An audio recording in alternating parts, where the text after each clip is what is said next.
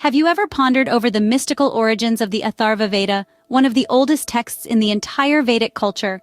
Or perhaps the mention and use of a plant seemingly controversial in today's world, but deeply revered in ancient scriptures, ganja? Today we delve deep into the annals of time to explore these intriguing facets of history. Our journey begins thousands of years ago, around 1200 to 1000 BCE, during the late Bronze Age civilization. This is when the Atharva Veda, the knowledge storehouse of Atharvanas, the procedures for everyday life, emerged. It is the fourth of the four Vedas, the ancient Hindu scriptures and the fountainhead of Indian spirituality.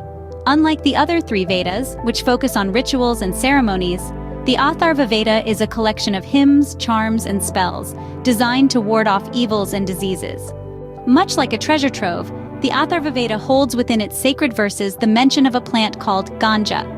This plant, known scientifically as cannabis sativa, is considered one of the 5 sacred plants in the Vedas. A fascinating fact to note here is that the use of ganja predates the advent of writing.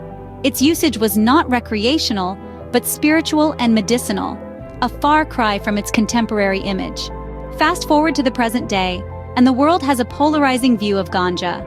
Often labeled as a drug, its use is both stigmatized and legalized in different parts of the world.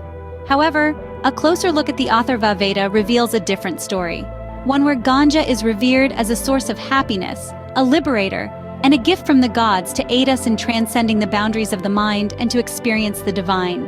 To summarize, the Atharva Veda, one of the oldest texts in Vedic culture, contains within its verses the mention of ganja, one of the 5 sacred plants.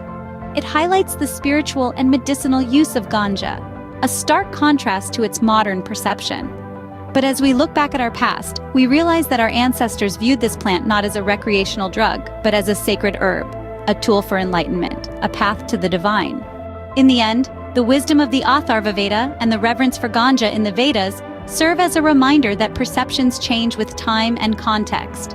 And perhaps, it's time we revisited our views on ganja, not through the lens of contemporary stereotypes, but through the wisdom of our ancient scriptures. After all, history has a way of shedding light on the most unexpected aspects of our existence.